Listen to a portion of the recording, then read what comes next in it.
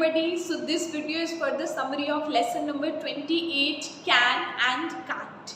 The main objective of this lesson is to practice speaking in the context of can and can't, and to learn some interaction and collaboration skill while doing some activities.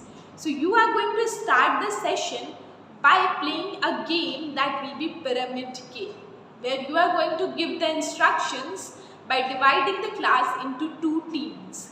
Once they are in two teams, you are going to ask them to make a pyramid using the team members. Once they have made the pyramid, give them instruction to reverse the pyramid by just moving 3 people in this much time. And you can assign time as per your wish, but they just have to move 3 people. After the activity, observe that were they using commands, instructions and other things. And you may also ask the student that during the activity, what were they asked to do and how were they asked to do. Once they answered this question, you need to classify 3 things: command, request and instructions, using the examples shared by the students. So they understand that what's the difference between command, instruction and request, and how we need to communicate respectfully to someone. Once they have understood this, you can ask them to open part A of the SAP, where some polite words are written.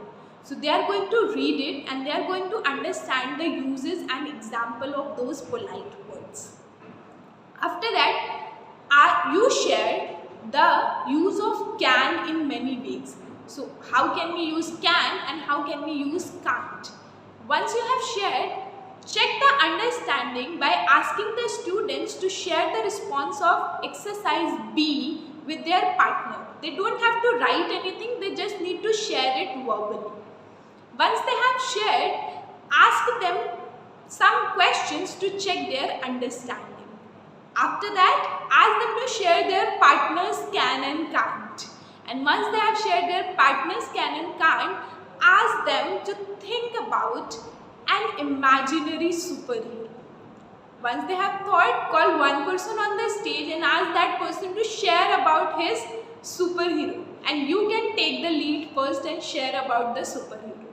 Now once you have shared about the superhero, you can share that he can do this, he can't do this, and encourage the students also to ask some question like, can he swim? Can he dance? Can't he be here? So encourage the student to use can and can't to ask the question about the superhero. After that, you are going to repeat the pyramid game, and this time you are going to appoint the counters to count the number of polite phrases and words they use that they have just learned. Once the activity is repeated, you are going to ask the counters to give the feedback on the uses of polite phrases. The second part of the lesson, creating a positive classroom 1, and the main objective of this lesson is to make sure that students understand the difference between encouragement and discouragement.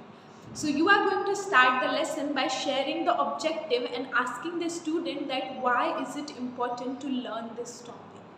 Once they have shared, you are going to announce that you are going to play one very interesting game, and the name of the game is Positive Encouragement Game.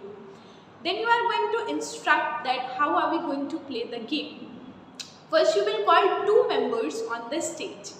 One person will go outside of the classroom and the other person will hide any object in the classroom. After hiding it, the person is going to call the another person who was outside, and the person who was outside is going to search the object. When the person is going near to the object, the classroom people will start saying yes, yes, yes, right, right, right. And when he is going far away from the object, then everybody will say no, no, no and other things whatever you want. Once the person has found the objective, we are going to clap for the person and we are going to play 4-5 rounds like this as per the time allows. Once we have played this game, you are going to ask 3 questions from the student.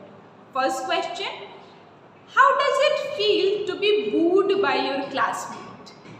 Second question, how does it feel to be cheered by your classmate? And the third question, how did the rest of the class felt when the object was found? So after taking their reflection, you are going to explain that in FEA we all are on same team, just like in the game we were on the same team.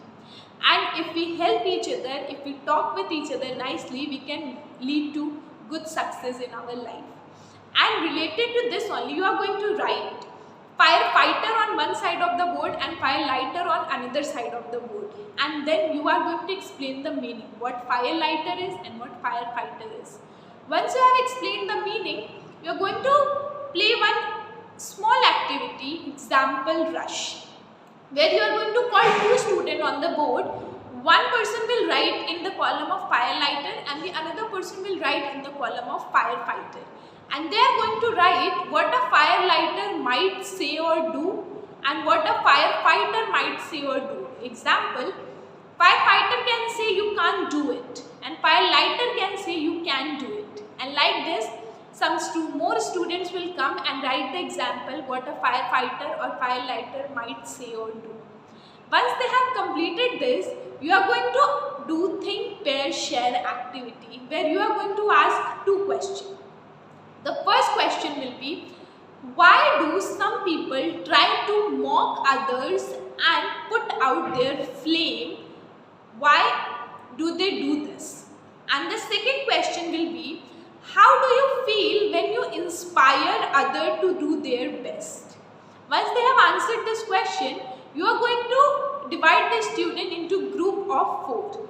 Once they are in the group, you are going to assign them scenario as per the SAB, group 1, group 2, group 3, group 4.